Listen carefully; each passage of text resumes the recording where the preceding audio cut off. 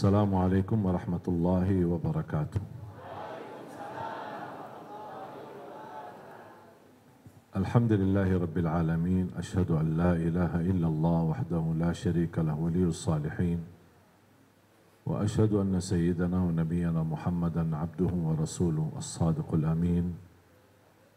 Allahumma salli wa sallim wa barik ala sayyidina wa nabiyyina Muhammad وعلى آله وصحبه ومن تبعهم بإحسان إلى يوم الدين. اللهم علمنا ما ينفعنا وانفعنا بما علمتنا وزدنا علما وتقى. Keluarga besar Pelzeta, pimpinan, direksi dan juga semua karyawan yang mohon maaf saya tidak sebut satu persatu. Semoga semua di dalam kemuliaan dan keberkahan dari Allah Subhanahu wa taala. Ananda Akbar alhamdulillah hadir dalam kesempatan bersama saya. Ananda Muhammad Gifari Akbar. Bisa berdiri Akbar? Ini ada banyak yang belum kenal, belum lihat. Bisa buka masker sebentar? Ini dia. Ingat gak dia siapa? Belum kenal. Ya, ini yang kemarin sempat viral fotonya pemulung yang lagi ngaji dan Al-Quran. Ya, pas ujang-ujangan dia masih sempatkan berhenti sambil dia berjalanan jauh puluhan kilo jalan kaki. Hanya untuk mencari kecukupan untuk makan sehari-hari. Kadang dapat 20, kadang 30, kadang 50 ribu. Kita dengan gampang habis 30 juta beli HP. 20 juta buat apa? Cicilannya berapa? Jadi luar biasa. Ya, silakan duduk kembali Akbar. Dan alhamdulillah ada juga ayahnya, orang tuanya Akbar hadir bersama kita. Dan alhamdulillah atas izin Allah Subhanahu wa taala bisa dipertemukan dan alhamdulillah dari keluarganya dan dari Akbar sendiri menerima permohonan saya untuk saya angkat Akbar menjadi anak angkat saya. Dan insyaAllah saya akan bawa dia umrah di bulan Desember. Saya ingin kenalkan dia bersama imam-imam besar Masjidil Haram dan Masjid Nabawi. Dan insyaAllah kami akan gabungkan dia di pesantren kami di Cipanas supaya bisa dia belajar. Karena saya punya firasat Ananda Akbar ini insyaAllah calon imam besar untuk Indonesia. Dan ini menjadi bagian dari program kami mencetak 1 juta penghafal Al-Quran untuk Indonesia. Ada orang berkata mungkin 1 juta penghafal Al-Quran terlalu besar dan angka ini terlalu jauh. Kalau saya mempandangi angka ini memang besar, tapi sejauh manapun jarak, kalau tidak berlangkah tidak bakal sampai. Saya yakin walaupun jauh, tapi kalau berlangkah-langkah pasti akan sampai. Kalau jarak dekat, tidak bergerak, tidak bakal sampai. Tapi jarak yang jauh, kalau kita bergerak, pasti akan sampai. Apalagi saya percaya dan yakin, bersama Al-Quran pasti akan mendapatkan pertolongan Allah Subhanahu wa taala. Dan alhamdulillah program 1 juta penghafal Al-Quran sudah jalan, bukan baru mau jalan. Sudah jalan dan banyak yang alhamdulillah tamat hafal Al-Quran di bawah binaan kami. Kemudian setiap penghafal Al-Quran kami sengaja hadiahkan umrah. Dan tujuan saya sebenarnya bukan hanya umrah, tapi saya punya target lain. Walaupun mereka dengan hadiah umrah saja sudah cukup senang. Tapi saya punya keinginan lain adalah mereka bisa setor hafalannya di hadapan imam besar Masjidil Haram dan Masjid Nabawi. Karena saya ingin mereka sebagaimana diakui di tanah air, saya juga ingin mereka dihormati dan diakui di tanah suci dengan hafalan-hafalan mereka. Dan alhamdulillah kita melihat rata-rata yang sudah dikirim ke Madinah, alhamdulillah mereka pulang ke tanah air dan masing-masing sudah membawa ijazah sertifikat yang nama mereka bersambung sampai kepada Rasulullah sallallahu alaihi wasallam. Karena semua di dalam Islam, dan ini hanya ada di agama Islam, tidak ada di agama yang lain, adalah ilmu ijazah. Apa itu ilmu ijazah? Semua ada ijazahnya. Tasbih ada ijazah, doa ada ijazahnya, salawat ada ijazahnya, buku fikih ada ijazahnya, hadis itu ada ijazahnya, Quran pun ada ijazahnya. Saya kemarin syiarkan di beberapa titik safari dakwah kami adalah mud. Apa itu mud? Mud sebuah benda yang menjadi alat takaran zakat fitrah. Dan alhamdulillah 2 tahun belakangan ini kami syiarkan mud untuk zakat fitrah tidak bagi kilogram lagi.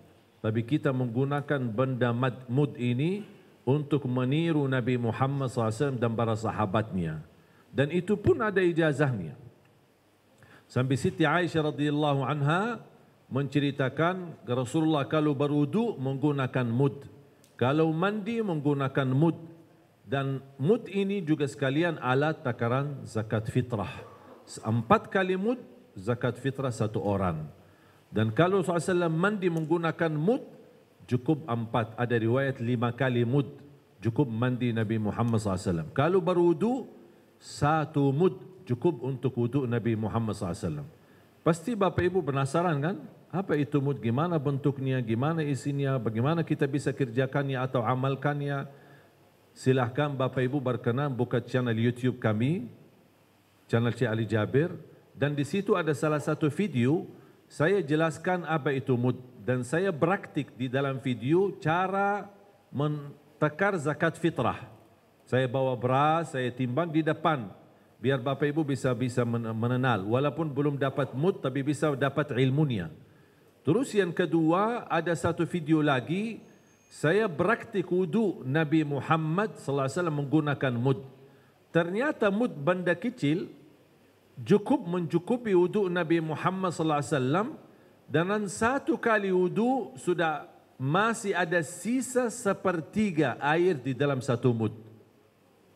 1 mud cukup untuk wudu Nabi Muhammad sallallahu alaihi wasallam. Dan itu pun ada ijazahnya.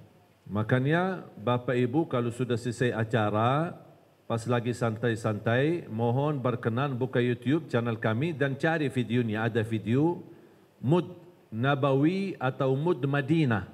Di situ saya praktik cara wudu Nabi Muhammad SAW menggunakan mud. Kalau sudah buka YouTube kami, jangan lupa subscribe, like dan share. Ya sekali promosi Bu. Bapak Ibu jamaah sekalian dimuliakan Allah Subhanahu wa taala.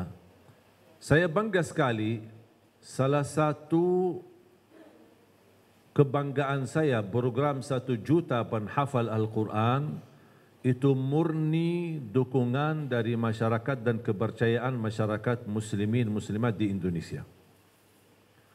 Dan jujur saja Bapak Ibu, tidak ada bantuan satu pun, tidak ada bantuan rupiah atau rial dari luar negeri, apalagi dari Arab. Apalagi saya bukan keturunan Raja Salman. Jadi alhamdulillah atas izin Allah Subhanahu wa taala bisa memulai program gerakan 1 juta menghafal Al-Quran itu murni dukungan dan bantuan dari masyarakat Indonesia. Kepercayaan dari jamaah Indonesia. Bahkan rata-rata program kami sepenuhnya itu semua kepercayaan dari masyarakat Indonesia.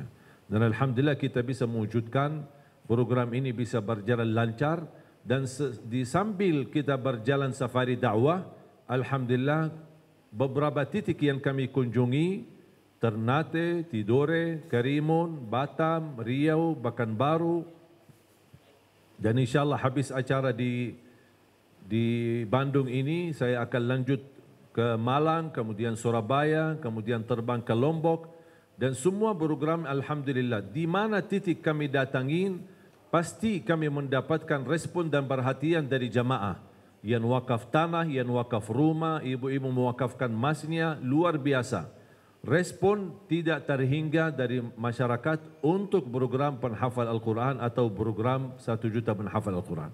Dan selalu saya berkata, mungkin Bapak Ibu gagal menjadi penghafal Al-Quran, tetapi infakmu memfasilitasi para penghafal Al-Quran, Bapak Ibu akan ikut mendapatkan pahalanya dan ikut mendapatkan syafaatnya Al-Quran walaupun belum hafal Al-Quran. Karena syafaat Al-Quran tidak hak, bukan hanya hak milik para penghafal Al-Quran, yang memfasilitasi para penghafal Al-Quran berhak mendapatkan syafaatnya Al-Quran. Dan alhamdulillah atas izin Allah Subhanahu wa taala, Allah anugerahkan bisa saya menghadirkan di Indonesia adik-adik saya dari Madinah. Saya bersaudara 12, timnas. Alhamdulillah saya berhasil dari 12, saya berhasil merayu 7 adik kandung saya untuk bisa ikut ke Indonesia dan ikut membantu dan mensyiarkan program Al-Quran. Dan alhamdulillah mereka berkenan berhijrah dari Madinah, bisa berada di Indonesia dan ikut bergabung. Ada yang menjadi guru di pesantren, ada yang mengurusi yayasan bertanggungjawab, ada yang mengelola yayasannya, ada yang membina program sosialnya, ada yang mengikut di lapangan berdakwah. Termasuk ada 2, dari 7 ada 2 yang perempuan. Yang laki-laki 5 di Indonesia. Yang masih ada sisa 5 di Madinah, saya masih rayu terus untuk mereka pindah. Dan alhamdulillah yang 7 yang saya hadirkan di Indonesia, supaya mereka tidak bosan dan betah di Indonesia, saya langsung nikahkan di Indonesia. Yang laki nikah sama orang Indonesia, yang perempuan nikah sama laki-laki Indonesia. Jangan khawatir ibu-ibu, masih ada lagi. Bahkan saya mendorong adik-adik saya supaya tetap semangat dan terus mensyiarkan Al-Quran di Indonesia. Saya mendorong adik-adik saya masing-masing nikah istri 4 dan setiap istri melahirkan 1 lusin dan semuanya penghafal Al-Quran. Pak, gimana Pak? Boleh? Ibu? Bu, untuk Al-Quran. Untuk Islam. Luar biasa Ibu. Saya sebenarnya kagumi ibu-ibu di Indonesia. Salah satu yang membuat saya betah di Indonesia ibu-ibu. Luar biasa. Karena jujur saja saya mulai dari nol, dari belum bisa bahasa Indonesia. Saya masih ingat 2008 sama sekali belum bisa bahasa Indonesia. Cuma saya bisa bagus. Jadi ketemu orang dia bicara apa saja saya jawab bagus. Sudah makan? Bagus. Mau kemana? Bagus. Itu aja saya jawab. Subhanallah, Allah anugerahkan 2009, 2010 sedikit demi sedikit bisa bahasa Indonesia. Bahkan belum sempurna dan belum lancar, terlalu lancar bahasa Indonesia. Saya dapat kejutan tahun 2011, penghargaan menjadi warga negara Indonesia langsung dari Presiden Republik Indonesia di waktu itu, Bapak SBY. Dan alhamdulillah saya bisa memaksimalkan penghargaan ini, kepercayaan ini yang sangat berharga menjadi rakyat Indonesia yang insya-Allah berguna bagi Indonesia dan berguna bagi masyarakat. Dan kita terus memperjuangkan program insya-Allah syiar Al-Quran. Kalau Indonesia dikenal negara terbesar penduduk Islam di dunia, insya-Allah tidak lama lagi Indonesia dikenal negara terbesar sedunia para penghafal Al-Quran. Dan saya percaya itu karena 5 tahun belakangan, sudah saya hampir 12 tahun di Indonesia. 5 tahun belakangan peningkatan perhatian kepada Al-Quran sangat luar biasa. Jangankan di kalangan anak-anak yang kita lihat seperti acara Hafiz Indonesia, di kalangan orang tua, di kalangan yang sudah usia lanjut, ikut masih mau ngaji dan belajar Al-Quran. Di kalangan aparat polisi, di TNI, bahkan saya bertemu dengan polisi dan TNI yang sudah hafal 30 juz. Saya sudah bertemu dengan gubernur yang hafal Al-Quran, bertemu dengan bupati yang hafal Quran, bertemu dengan wali kota yang hafal Al-Quran. Dan insya Allah tidak lama lagi Ketua DPR RI penghafal Al-Quran, MPR kita penghafal Al-Quran, Bahkan insya Allah presiden kita yang akan datang para penghafal Al-Quran. Saya yakin itu. Kenapa? Karena pengalaman saya, selama bersama Al-Quran, pasti dijamin pertolongan Allah Subhanahu wa Ta'ala dan dijaminkan kemuliaannya di dunia sampai di akhirat. Makanya Bapak Ibu, jangan sia-siakan kemuliaan Al-Quran. Sayang sekali kalau saya mendengar ada seorang muslim dan muslimah berhari-hari lewat tapi tidak membaca Al-Quran. Bisa enggak kira-kira Bapak Ibu berhari-hari lewat tidak megang handphone? Pernah enggak? Terasa enggak bisa. Jangankan berhari-hari lewat tidak megang handphone. Kadang-kadang kita duduk di masjid atau di musalla atau lagi dengar tausiah masih sibuk main handphone.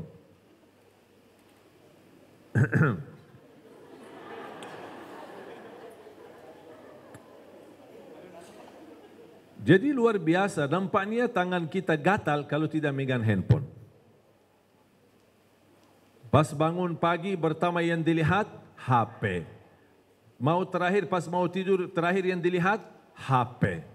Begitu mau tidur bersama HP. Tidak bisa HP-nya jauh dari tempat tidur kita. Nak nyaman, kemana-mana bawa HP. Luar biasa. Jadi bahkan ini sebenarnya fasilitas dan kemudahan untuk mempelajari dan membaca Al-Quran. Semestinya kita zaman ini harus mampu mengalahkan para sahabat. Kenapa harus mampu mengalahkan sahabat Rasulullah? Karena di zaman Rasulullah tidak ada Quran. Tidak ada Quran.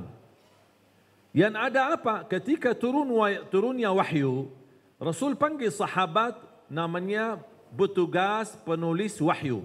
Karena Rasul tidak bisa nulis.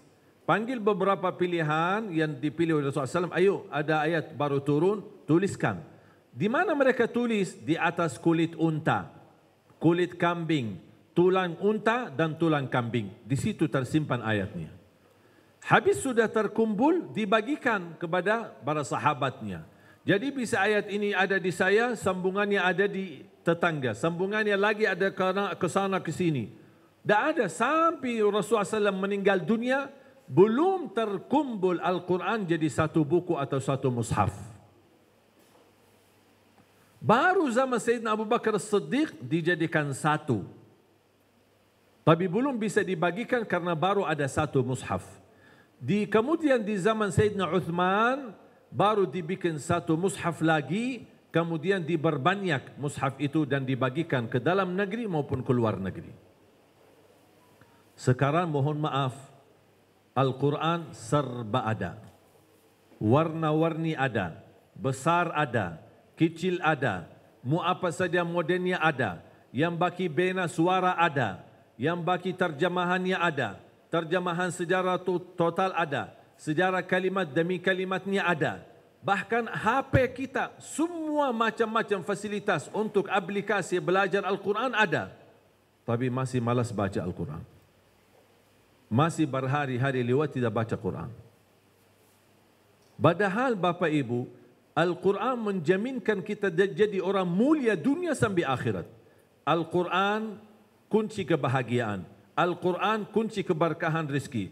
Al-Quran imam. Al-Quran petunjuk. Al-Quran keselamatan. Al-Quran penyembuh dari penyakit. Bahkan Al-Quran berlindung dari segala bahaya.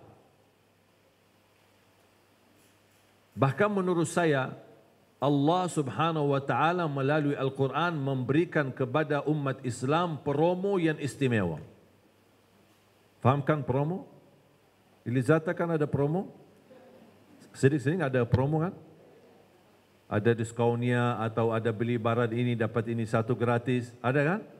Pernah enggak ibu ada promo beli satu kain apa atau baju apa tapi dapat hadiah 10 kain yang lain? Ada enggak gitu? Rugi kan? Subhanallah, begitu ada promo dari manusia di pasar, di mall, di mana-mana kita betul-betul memanfaatkan. Tapi selama hidup saya belum pernah saya menemukan ada promo beli satu ini dapat gratis 10. Beli botol ini satu, dapat 10 botol gratis. Beli baju ini, dapat 10 baju gratis. Ada enggak? Tidak pernah ada dan tidak akan bisa ada. Tapi promo Allah, baca satu huruf Al-Quran, Allah berikan pahala 10 kebaikan. Tapi sayang sekali masih lebih berlaku promo manusia dan belum berlaku promo Allah Subhanahu Wa Taala. Satu huruf yang kita baca dapat 10 kebaikan. Bismillahirrahmanirrahim dalam segi bacaan hitungannya 19 huruf, tapi dari segi tulisan pahala malaikat menulis 190 pahala. Rugi kalau kita tahu. Ini sebenarnya kalau kita berbicara logika bisnis, tidak ada yang lebih bisnis besar daripada Al-Quran. Menguntungkan dunia dan akhirat. Dan tidak ada ruginya sama sekali. Jaminan tidak ada ruginya sama sekali bersama Al-Quran. Bahkan ada orang berkata, mohon maaf, saya sebenarnya ingin baca, tapi bacaan saya masih belum bagus. Masih belum sempurna, masih berbata-bata. Saya takut salah-salah mulu, makanya kadang-kadang tidak jadi baca Quran karena takut salah. Ini sebenarnya bisikan syaitan. Kadang-kadang syaitan membisiki kita, bu, bacanya aja belum beres, belum benar. Daripada dosa, tidak usah baca. Itu namanya bisikan syaitan.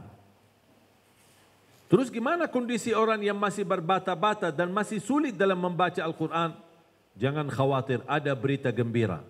Bukan dari saya, tapi dari Rasulullah sallallahu alaihi wasallam.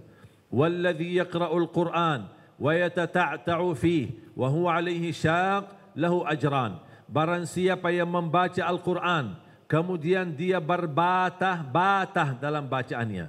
Terima kasih ya Rasulullah. Sepertinya Rasulullah tahu umatnya di akhir zaman banyak berbatah-batah.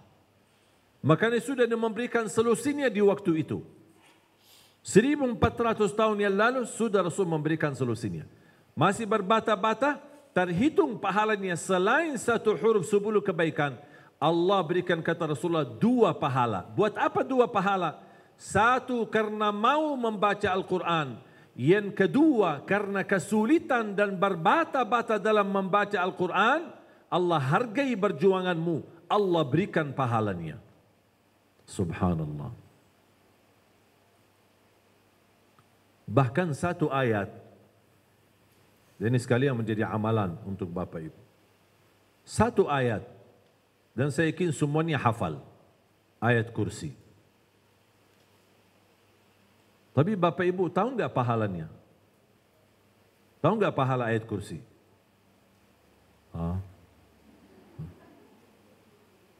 Saya pernah tanya seorangnya, Ibu rutin, saya selalu baca ayat kursi. Terus tahu enggak pahalanya? Tidak tahu. Amalannya mulai hari ini, jangan tinggalkan ayat kursi setiap habis salat. Assalamualaikum warahmatullahi wabarakatuh. Assalamualaikum warahmatullahi wabarakatuh. Astaghfirullah, astaghfirullah, astaghfirullah. Allahumma antas salam wa minkas salam sampai selesai. Langsung baca ayat kursi.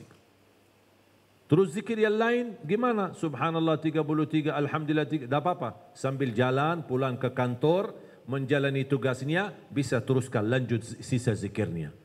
Intinya, kesibukan apapun, jangan tertinggal ayat kursi habis salat. Apa kata Rasulullah? Rasulullah SAW bersabda, Man qara'a ayat al-kursi dubura kulli salatin, laysa bainahu wa bainal jannati illa an yamut. Barang siapa yang membaca ayat kursi setiap habis salat, dijamin masuk surga. Dan tidak ada sesuatu yang mampu menghalanginya. Cuma satu ayat, bayangkan Bapak Ibu. Kalau satu ayat saja jaminan masuk surga. Gimana kalau Bapak Ibu terus mengaji Al-Quran setiap hari? Gimana kalau kita bisa mengkhatam Al-Quran berkali-kali? Minimal 1 bulan 1 kali. Dan selalu saya sampaikan, sangat mudah untuk khatam Al-Quran. 1 hari 1 juz. Coba ikuti saya. 1 hari 1 juz. Bu, yang di belakang, Pak, masih sama saya? Ya, tolong simpan HP-nya dulu sebentar. Coba ikuti saya lagi. 1 hari, 1 juz. 30 hari, 30 juz. Sekali lagi. 1 hari, 1 juz. 30 hari, 30 juz.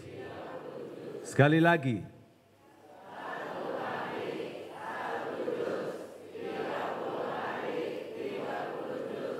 Enteng kan?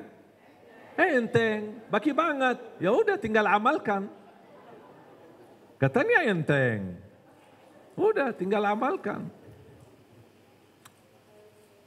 Tahu enggak Bapak Ibu yang membuat kita sulit khatam Al-Quran? Padahal ini cuma 1 hari 1 juz. Sebenarnya kalau kita perhatikan sangat minim dan sangat sederhana. Tapi kenapa kita merasa kok susah?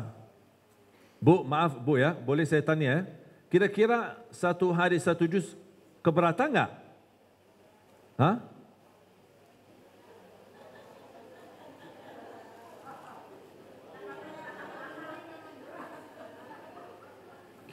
Karena belum terbiasa ya. Saya tahu apa yang membuat banyak orang susah khatam Al-Quran walaupun 1 juz dalam sehari. Begini, habis dia buka Al-Quran, ada enggak yang bawa Quran? Ada Quran? Ada, boleh saya pinjam kalau ada Quran? Sudah ada yang bawa Quran. Kalau saya bilang ada yang bawa HP, pasti ada. Tapi Quran tidak dibawa. Ada yang bawa HP? Boleh saya pinjam? Hah? Ya dibuka, dibuka. Terima kasih. Terima kasih. Ini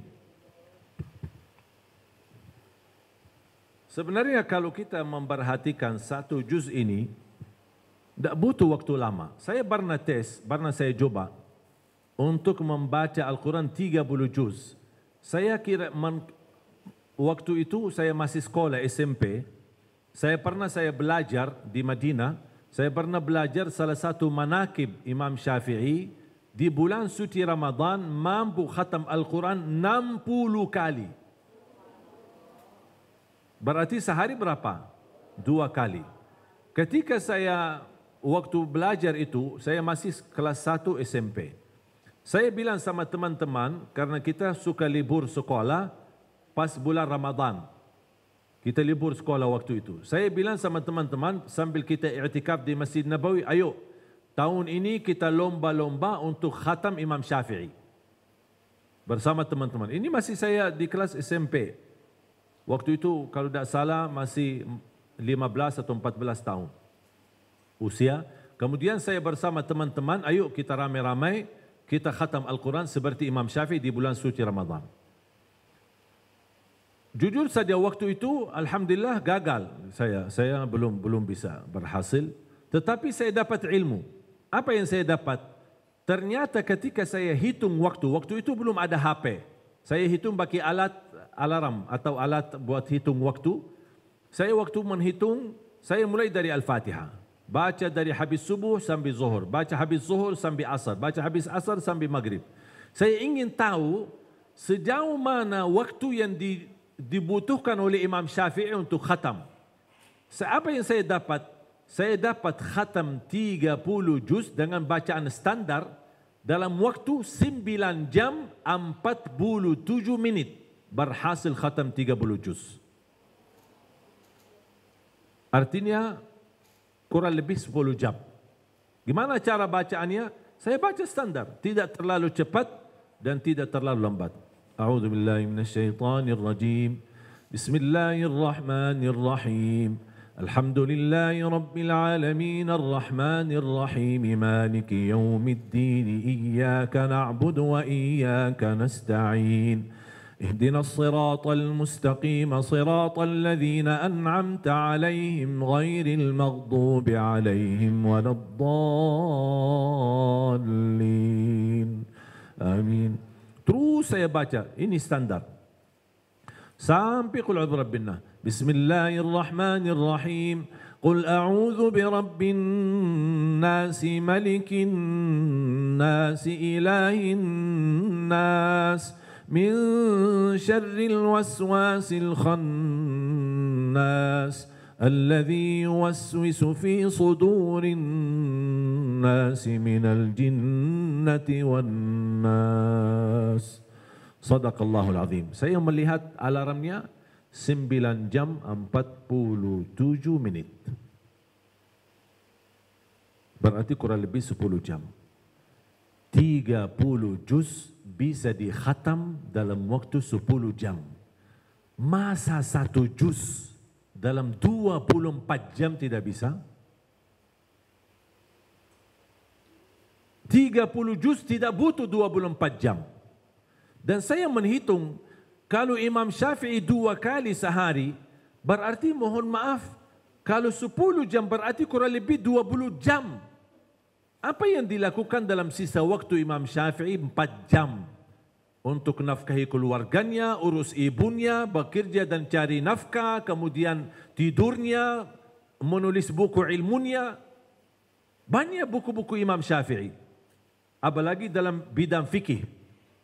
Masih punya waktu begitu banyak.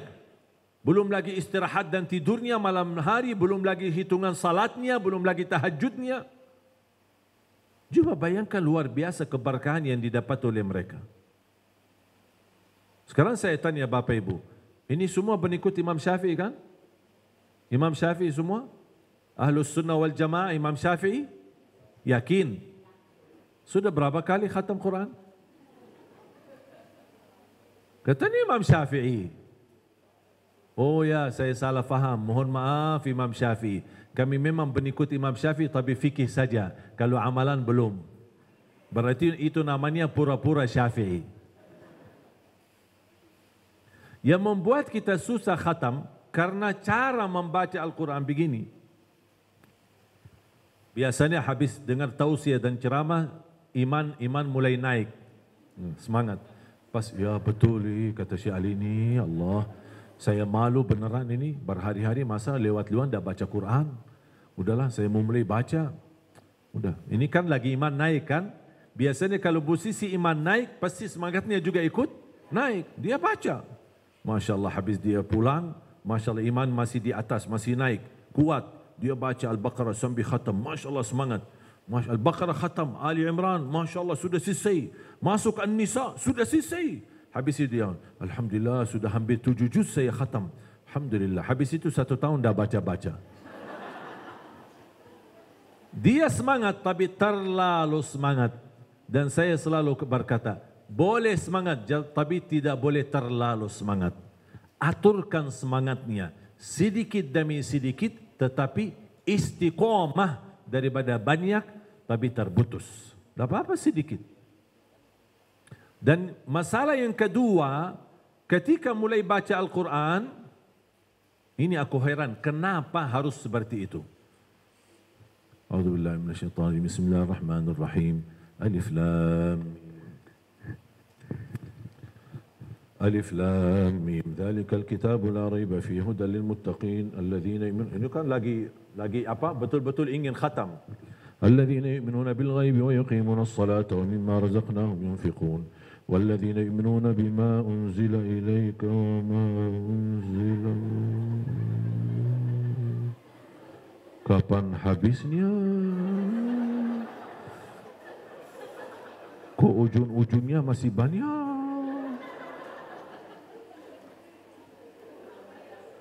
Sadaqallahul azim. Tidak jadi. Seringnya gitu ya. Kenapa suka lihat halaman belakang? Kenapa ingin tahu ujung surahnya itu di mana? Urusan kamu apa? Seharusnya kamu fokus baca, bukan fikirannya kapan habisnya. Dah apa-apa mau habis 10 minit habiskan, mau 15 menit. Dah apa-apa. Jangan pindahin halaman belum selesai halaman yang lagi dibaca. Jangan pindahin. Kalau belum selesai halaman, udah. Merasa sudah puas, sadaqallahul azim, tutup. Sudah selesai. Dah usah buka halaman berikutnya. Syaitan ketika kita mulai membaca Al-Quran, syaitan sebenarnya tidak suka orang Muslim baca Quran. Dia tidak suka. Makanya digoda, didatangin syaitan. Bu, apa? Ibu lagi mau ngaji? Ya, Syekh Ali suruh kita ngaji setiap hari. Ini luar biasa ibu. Ikhlas. Saya kagumi ibu. Ini bisikan syaitan loh ini. Saya kagumi ibu. Pasti ibu diterima di sisi Allah. Pasti. Ya ibu, terus. Lanjut. Saya dukun ibu. Tapi bu, maaf, saya boleh bertanya? Saya penasaran. Boleh enggak lihat halaman belakangnya? Kira-kira berapa banyak? Buat apa mau buka halaman? Enggak ada, saya enggak mau buka. Ya, saya tahu ibu mau baca banyak. Cuma saya penasaran. Saya ingin cuma lihat aja. Kan ibu lagi mau baca Al-Baqarah. Iman ibu tahu ayatnya berapa? Ya belum tahu. Udah lihat aja. Buat apa? Udah bukan buat apa-apa. Cuma penasaran aja. Oh gitu. Bukan maksud apa-apa. Tidak ada maksud apa-apa. Cuma penasaran. Soalnya saya belajar. Katanya tidak boleh buka halaman belakang. Baca apa adanya. Iya saya tahu. Itu nasihat dari Ali Jabir. Saya kenal dia. Saya tahu. Udah begini aja. Kamu baca dan boleh sambil kita lihat. Penasaran kok. Saya juga penasaran ikut ingin tahu. Oh gitu. Penasaran aja ya. Ya udah. Saya buka ya. Cuma ingin tahu aja kan? Ya. Pas begitu kita buka langsung dibisikin. Oh, banyak. Ibu kan ada janji. Ibu kan belum selesai urusan. Ibu kan masih sibuk, ibu kan mau keluar, ibu langsung dibisikin terus dengan kesibukan yang lain. Ibu gimana kalau mau baca sebanyak itu? Pasti nanti temannya lama nunggu, nanti dia marah, langsung. Oh iya betul, saya betul-betul saya ingat, baru ingat, saya ada janji sama teman. Kalau saya mau baca banyak begini, kayaknya tidak keburu. Dia kata, iya memang tidak keburu. Saya tahu ibu ini ikhlas, tidak apa-apa, nanti kapan-kapan aja. Udah nanti bisa kita atur waktu. Sekarang karena waktunya mepet dan bacaannya banyak, sekarang tidak usah baca. Urusin aja dulu janji sama temanmu, nanti lain waktu kita baca lagi. Oh gitu ya? Ya udah, terima kasih syaitan. Malah terima kasih sama syaitan lagi. Tanpa kita sadar, sedikit demi sedikit menjauh dari Al-Quran. Faham Bapak Ibu? Saya kasih metode lebih mudah. Mau enggak? Lebih mudah? Kalau tidak bisa 1 juz 1 hari, saya kasih lebih mudah. Kira-kira mau? Tapi janji ya. Janji khatam? Minimal 1 kali 1 bulan. Boleh? Saya insyaAllah kasih metode mudah. Karena selama saya di Indonesia sudah hampir 12 tahun, saya sudah hafal karakter orang Indonesia. Orang Indonesia tidak suka yang susah-susah. Yang ribet-ribet, yang lama-lama, panjang-panjang tidak suka. Orang Indonesia mau amalan, mudah ingat, mudah hafal, mudah amalkan dan masuk surga. Itu orang Indonesia. Setuju? Makanya saya kasih. Saya habis fikir, ya Allah ternyata 1 juz 1 hari susah juga ya. Gimana, apa yang kira-kira cocok untuk orang Indonesia? Soalnya selama saya di sini kan banyak belajar budaya dan tradisi kebiasaan di Indonesia. Salah satu ketika saya pernah pertama kali datang ke Indonesia, saya di salat subuh diminta jadi imam. Ini satu cerita. Menjadi cerita pengalaman saya. Pertama kali saya jadi imam di Indonesia. Pertama kali saya datang dan diminta jadi imam. Karena mereka tahu kan, ini tamu dari Madinah. Jadi langsung orang dari Madinah, imam, minta imam. Udah, saya jadi imam, maju jadi imam. Saya baca habis Al-Fatihah, rakaat yang pertama suratul Rahman, rakaat yang kedua suratul Waqi'ah. Karena saya biasa jadi imam di Madinah, jadi biasa di rakaat pertama. Kan ibu-ibu yang sudah umrah kan biasa panjang kan, apalagi salat subuh. Antara azan dan iqamah hampir 30 menit. Belum lagi salatnya panjang. Dan saya baru datang dari Madinah, belum tahu tradisi Indonesia. Saya ikut. Habis ini selesai, pas saya salam, Saya lihat semua jamaah kok kayak micit kakinya. Saya pikir apa? Kok masa semua sakit gitu? Saya penasaran ini. Akhirnya takmir masjid cerita bisikin saya, mohon maaf Syekh kami lupa kasih tahu. Kami tidak biasa di Indonesia panjang-panjang. Nah, ini jadi mungkin kita salah tadi Syekh datang dari Madinah, mungkin bawa budaya Madinah ke sini, tidak cocok gitu. Oh ya udah. Makanya saya belajar, bahkan saya belajar kalau di Indonesia, kalau bisa kulhu dibagi dua terima kasih.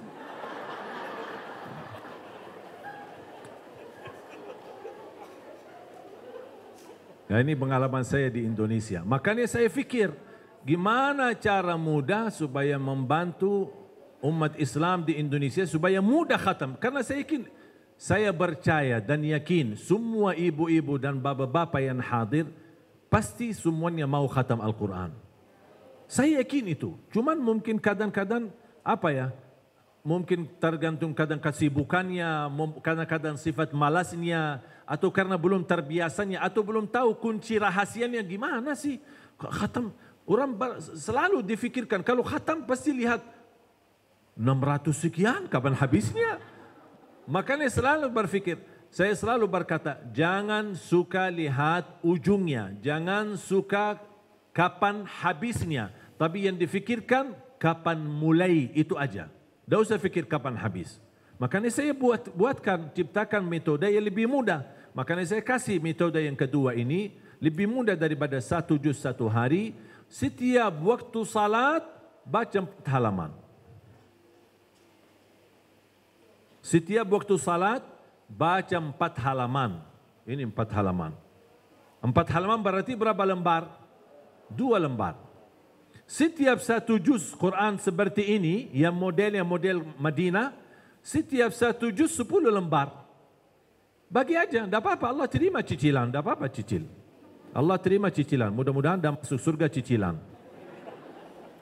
Allah terima cicilan. Jadi waktu salat subuh baca 4 halaman. Waktu salat zuhur baca 4 halaman. Waktu asar 4, waktu maghrib 4, waktu isya 4. 4 kali 5 waktu berapa? 20 halaman. Sudah khatam 1 juz. Sudah khatam 1 juz. Mohon maaf, bacaannya belum bisa, atau takut banyak salah, atau belum begitu fasih, boleh simak, dengar. Melalui YouTube atau HP ada aplikasi Al-Quran, karena yang mendengar Al-Quran pahalanya sama-sama yang baca. Tetap dapat 1 huruf 10 kebaikan. Walaupun tidak faham isi Al-Quran sama sekali. Mendapatkan 10 kebaikan setiap 1 huruf tidak dikaitkan dengan faham. Makanya ada orang bertanya, boleh enggak saya baca Al-Quran tapi saya tidak baca terjemahannya? Saya jawab, boleh. Boleh enggak saya baca Al-Quran sambil khatam tapi saya tidak faham sama sekali isinya? Tetap boleh. Karena standar kita dapat dari baca maupun simak, mendengar, dapat setiap 1 huruf 10 kebaikan. Kira-kira mudah? Bisa? Cicilan, tidak apa-apa, cicilan. Atau masih mau lebih mudah lagi? Ini tadi saya kasih 2 metode kan? 1 hari 1 juz. Mungkin keberatan? Ya tidak apa-apa, pindah ke metode yang kedua. Metode kedua, setiap waktu salat 4 halaman. 4 kali 5, 20 sudah khatam 1 juz. Mau enggak lebih mudah lagi? Mau kan? Mau. Soalnya kalau tidak mau berarti bukan orang Indonesia. Udah, saya kasih yang lebih mudah lagi. 2 halaman sebelum salat, 2 halaman sesudah salat. 2 halaman sebelum salat, 2 halaman sesudah salat. Totalnya dari berapa? 4. 4 kali 5, 20. Faham enggak 2 halaman? 1 lembar. 1 kertas. Cuma 1. Masa 1 susah? 1, tidak usah banyak-banyak. Tidak usah, 1 aja cukup. Tapi istiqomah. Sebelum salat 1 lembar, sesudah salat 1 lembar. Setuju? Kira-kira cocok? Cocok? Yakin? Atau mau fikir-fikir dulu? Atau masih mau lebih mudah lagi? Masih mau ya? Metode ini yang saya kasih, satu lembar sebelum salat, satu lembar sesudah salat. Kalau diteruskan sepanjang 5 waktu menjadi 10 lembar sudah khatam 1 juz, itu termasuk metode yang termudah bagi orang yang paling malas. Dan mohon maaf kalau itu pun tidak berhasil, saya angkat tangan. Inna lillahi wa inna ilaihi raji'un. Lebih baik disalati. Udah. Mohon jamaah sekalian, jangan sia-siakan kemuliaan Al-Quran. Wallahi Al-Quran itu nikmat. Mohon jangan disia-siakan. Manfaatkan. Kita lihat seperti sosok Akbar ini, coba betapa susahnya, bahkan salah satu cerita bagi saya luar biasa. Ketika ditanya, beredar satu berita, ketika ditanya Akbar kalau lagi lapar, terus gimana? Dia bilang kalau saya lagi lapar dan belum dapat uang dari hasil pemulungnya itu, kalau saya belum dapat uang untuk beli makanan, saya ganti dengan baca Quran. Baca Al-Quran dan fokus baca Al-Quran sampai kenyang. Dan habis saya selesai baca Al-Quran, merasa lapar itu hilang. Dan itu yang saya sebutkan sebenarnya kontak batin sama Al-Quran. Wallahi Bapak Ibu, Al-Quran itu dahsyat manfaatnya. Dahsyat keberkahannya. Dahsyat kemuliaannya. Tapi hanya kita butuh beri perhatian sedikit. Tidak usah banyak-banyak. Sedikit beri perhatian kepada Al-Quran. Wallahi akan anda merasa kebahagiaan dan kenikmatan yang sangat luar biasa. Sekali lagi saya mohon. Walaupun anda tidak ada target untuk khatam Al-Quran, mohon minimal mulai harimu baca Quran, tutupi harimu dengan baca Al-Quran. Itu sudah minimal. Mulai harimu baca Quran, tutupi harimu dengan membaca Al-Quran. Dan saya yakin sangat mudah. Kalau belum bisa baca, tinggal handphone, simpan di telinga, sambil kita jalan naik motor atau pakai mobil, jalan ke kantor. Ini kan awal aktivitas kan? Di dalam perjalanan, setelkan ayat Al-Quran. Apa sih susahnya? Apa sih susahnya setelkan daripada setel musik dan dandut? Lebih baik Quran. Supaya Allah berkahi perjalananmu. Allah bukakan pintu rizki baru untukmu. Dan begitu pulang, sudah beraktivitas selesai, mau pulang istirahat, setelkan dan lanjutkan ayat-ayat Al-Quran melalui telinga mendengar. Sampai kita khatam seperti ini. Insya Allah kita dapat berkahnya dan kemuliaannya. Dan juga setiap satu huruf yang kita dengar mendapatkan 10 kebaikan di sisi Allah Subhanahu Wa Taala. Siap? Kira-kira semangat? Mana pencinta Quran? Ingat tak? Saya pimpin ya. Sudah lupa Hafiz Indonesia ya. Kalau saya bilang mana pencinta Quran? Jawabannya ini pencinta Quran. Jawabannya apa? Ya, sambil tunjuk jari ya. Ini pencinta Quran. Kalau saya bilang yang mana? Jawabannya yang ini, yang mana, yang ini, yang mana, yang ini, di mana, di sini, di mana, di sini, siapa, saya, Allahu Akbar. Faham? Kalau saya bilang mana pencinta Quran, jawabannya ini pencinta Quran. Mana pencinta Quran? Oh, suaranya kurang semangat ya. Mana pencinta Quran? Mana pencinta Quran? Yang mana? Yang mana? Yang mana? Di mana? Siapa? Saya Allahu Akbar. Itu yang kami tanamkan kepada anak-anak hafiz Indonesia. Mohon jamaah sekalian, jadilah pencinta Al-Quran. Kalaupun anda merasa banyak kekurangan kita bersama Al-Quran, ayo kita bersama-sama. Saya harap program 1 juta penghafal Al-Quran bukan menjadi program Ali Jabir, tapi saya harap menjadi program kita bersama. Milik kita bersama, perjuangan kita bersama, amal salih kita bersama, agar kita bersama-sama mendapatkan syafaatnya Al-Quran di hari kiamat.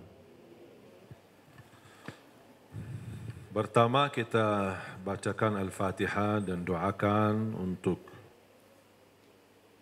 Beli Purnomo Sigit ya. Kita doakan dia sedang dirawat di rumah sakit. Mudah-mudahan ujian sakit ini menyampaikan dan mengampuni segala dosanya, dinaikkan darajatnya dan dimuliakan di sisi Allah Subhanahu wa taala, dan mudah-mudahan sebagaimana Allah mentakdirkan menghadapi ujian sakit ini, mudah-mudahan Allah juga takdirkan agar bisa menikmati kesehatan kembali, dan mudah-mudahan diangkat segala penyakitnya, disehatkan badannya, dan semua para hadirin yang sakit diangkat segala penyakitnya dan disehatkan badannya dan selalu dalam lindungan Allah Subhanahu wa taala dari segala bahaya dan keburukan. Al-Fatihah. A'udzubillahi minasyaitonir rajim. Bismillahirrahmanirrahim. Alhamdulillahi rabbil alamin arrahmanir rahim maliki yaumiddin. Iyyaka na'budu wa iyyaka nasta'in ihdinas siratal mustaqim. Siratal ladzina an'amta 'alaihim ghairil maghdubi 'alaihim waladdallin. Bismillahirrahmanirrahim. Alhamdulillahi rabbil alamin. Hamdan syakirin, hamdan na'imin. Allahumma salli ala Sayyidina Muhammad wa ala ali Sayyidina Muhammad. Allahumma ya Allah ya dzal jalal wal ikram. Nas'aluka al-huda wat tuqa wal afafa wal ghina. Ya Allah, berilah kepada kami petunjuk kepada jalan yang lurus. Hidupkanlah kami dalam keadaan iman, wafatkanlah kami dalam keadaan Islam. Akhiri hayat kami dengan husnul khatimah. Ya Allah, atas izin-Mu kami bersama-sama bertemu di dalam acara ini, di Elzita ini. Ya Allah, anugerahkan kepada kami semua kemuliaan, dikumpulkan kembali di dalam surga-Mu ya Allah bersama Nabi Muhammad sallallahu alaihi wasallam. Ya Allah, aku mohon untuk semua yang hadir selepas acara ini pulang masing-masing sudah diampuni segala dosanya, disucikan hatinya, dibersihkan jiwanya, ditutupi segala aibnya, dimaafkan segala kesalahannya, diangkat darajatnya. Ya Allah, ya Arhamar Rahimin, dikabulkan segala hajatnya, dimudahkan segala urusannya, dikabulkan segala niat baiknya untuk yang ingin berusaha, untuk ingin membangun keluarganya. Ya Allah, berilah yang terbaik di dunia, yang terbaik di akhirat. Ya Allah, jadikan kami semua keluarga Al-Quran, pencinta Al-Quran, penhafal Al-Quran, yang mendapatkan syafaatnya Al-Quran. Ighfir lana wa liwalidina, ighfir lana wa liwalidina, ighfir lana wa liwalidina, warhamhum kama rabbawna sighara, waghfir li jami'il muslimina wal muslimat, wal mu'minina wal mu'minat, al-ahya'i minhum wal amwat. ربنا آتنا في الدنيا حسنة وفي الآخرة حسنة وقنا عذاب النار وصلى الله على سيدنا ونبينا محمد وعلى آله وصحبه وبارك وسلم والحمد لله رب العالمين.